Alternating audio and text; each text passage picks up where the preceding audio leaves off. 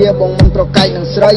តែឥឡូវបែកគ្នាបងសុំនិយាយឲ្យថ្លៃពីមុនធ្លាប់ថាស្រឡាញ់ឥឡូវប្រែជាបែកបាក់ទោះបីបងនេះកេកាក៏បងនៅស្រឡាញ់ស្រីស្រឡាញ់អូនតែម្នាក់បងមានចិត្តភក្តី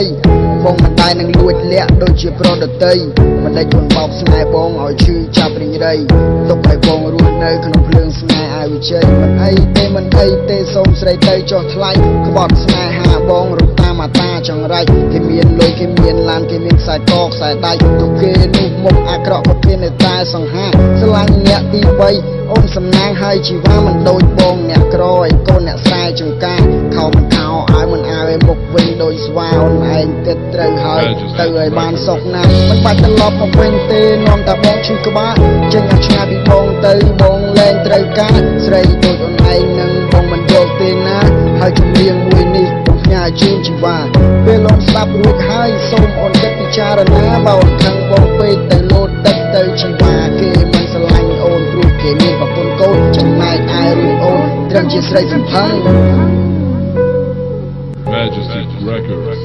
តាំងពីស្រឡាញ់គ្នាបងមិនប្រកែកនឹងស្រី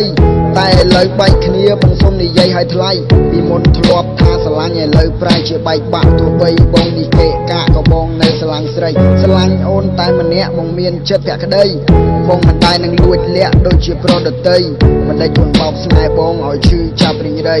ទុកឲ្យបងរស់នៅក្នុងភ្លើងស្នេហ៍ឲ្យវិជ័យមិនអីទេសូមស្រីទៅចុះថ្លៃក្បត់ស្នេហាបងរំតាមអាតាចង្រៃគេមានលុយគេមានឡានគេមានខ្សែកខ្សែដៃទុកគេនោះមុខអាក្រក់ក៏គេនៅតែសង្ហាស្រឡាញ់អ្នកទី3អូនសំណាងឲ្យជីវ៉ាមិនដូចបងអ្នកក្រឲ្យកូនអ្នកស្រែចង្ការខោមិន